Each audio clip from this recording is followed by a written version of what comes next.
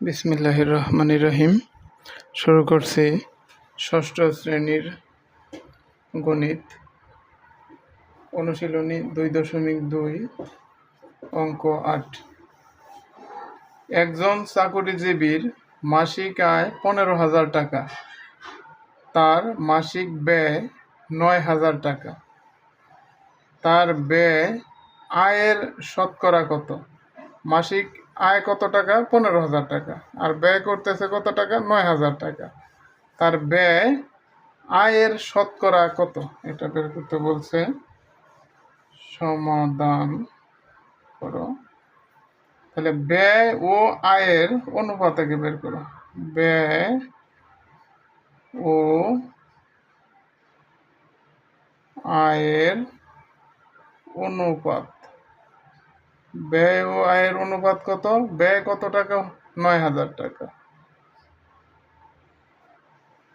আর আয় হইতেছে 15,000 টাকা। 9,000 বাই 15,000।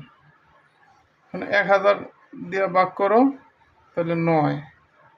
এটারে 1,000 দ্বারা ভাগ করলে 15। এই 9কে আবার 3 দ্বারা ভাগ করো, 3 3-কে 9, 3 3 9। 15কে আবার 3 দ্বারা ভাগ করলে কত হইতেছে? 5 সমান সমান 3/5। তাহলে কিসে প্রকাশ করতে বলছে? শতকরা। ব্যয় আয়ের শতকরা কত? সুতরাং ব্যয় আয়ের শতকরা। ব্যয় আয়ের শতকরা কত? অঙ্ক খুবই সহজ। 3 গুণন 100, নিচে হইতেছে 5। 5 দ্বারা 100কে ভাগ করো, 5 20-এ 100। 3 দ্বারা 20-এর গুণ, 3 20-এ 60, তাহলে 60%। সুতরাং ব্যয় আয়ের শতকরা কত হয়েছে? 60%।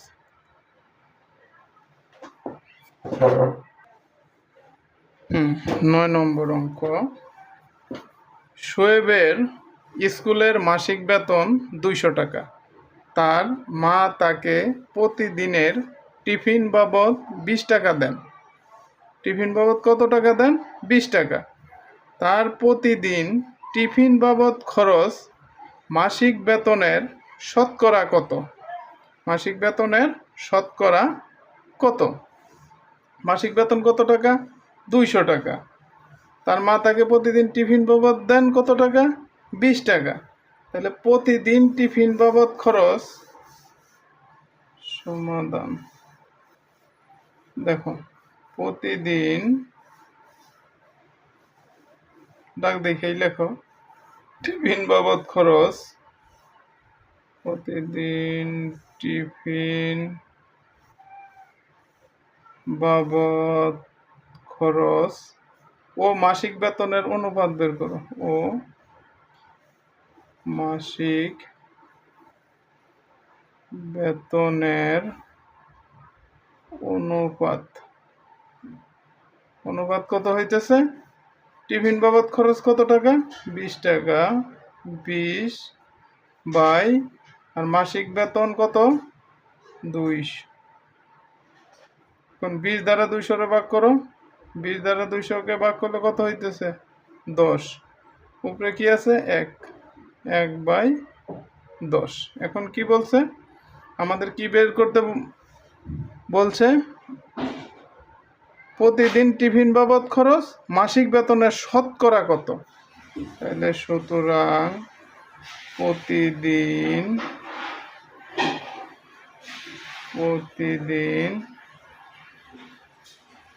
টিফিন বাবদ খরচ মাসিক বেতনের শতকরা।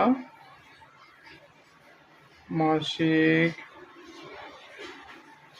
বেতনের শতকরা। শতকরা মানে 100। 1 গুণন 100, নিচে হইল 10। 10 দ্বারা 100-কে ভাগ করা যায় না? 10 10-এ 100, কেন 10 দ্বারা 1 গুণ করো, 10 1-এ 10, এই 10%। সুতরাং তার প্রতিদিন টিফিন বাবদ খরচ মাসিক বেতনের শতকরা কত %? এই 10%। ধন্যবাদ।